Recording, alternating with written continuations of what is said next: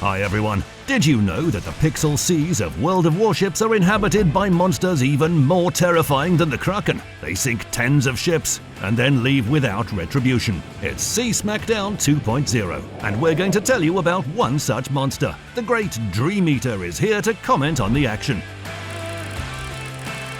A player nicknamed Ronin entered the battle hoping to complete the Halsey campaign. They had only one mission left: achieve first place in their team and score 12 instances of fire or flooding on destroyers or carriers.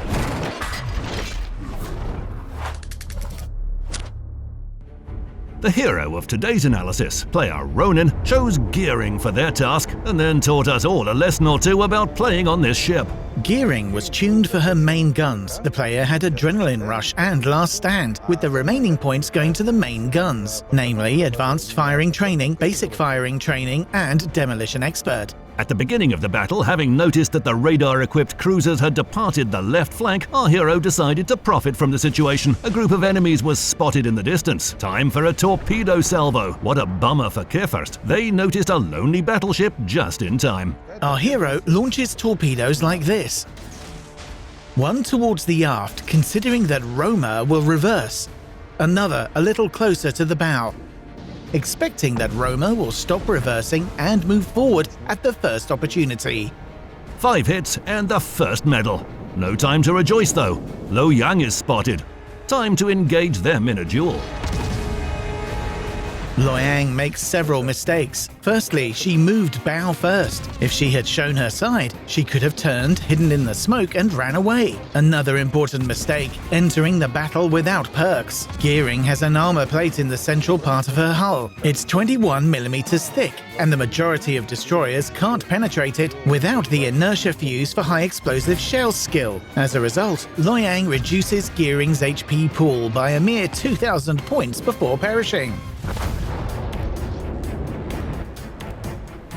Time for a little payback from Kefirst.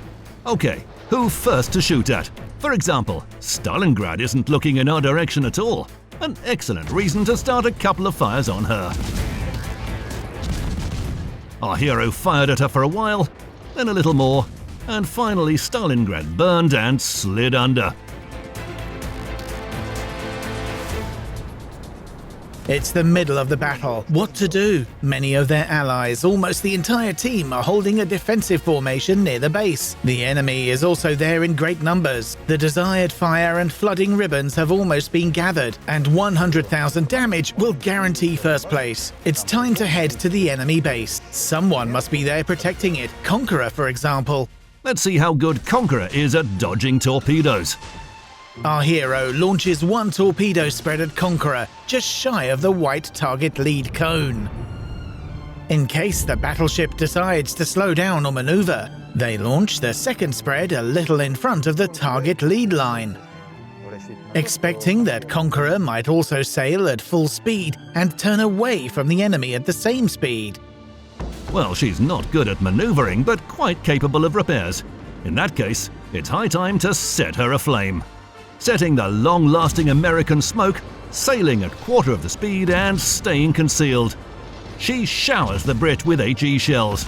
When the center is burning, she switches her fire first to the bow and then the aft.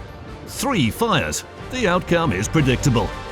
The enemy concentrated its forces near our base, providing an excellent occasion to rob them of their home. But the capture is contested, meaning that a destroyer is somewhere in the key area. There it is. A lonely Shimakaze pounces on our hero, also without inertia fuse. As a result, she perishes very quickly. With inertia fuse, she would have dealt significantly more damage to Gearing, and would have played a vital role at the end of the battle. So, Shimakaze had no chances. Now we can capture the base while looking for a new target to keep busy. Where is Kefirst looking? Clearly away from us. Let's shoot at her a little. But as soon as the German turns its guns towards us, it's time to set a smokescreen. The enemy also deploys smoke. Let's probe them with torpedoes. Here's the smoke source, Kitakaze.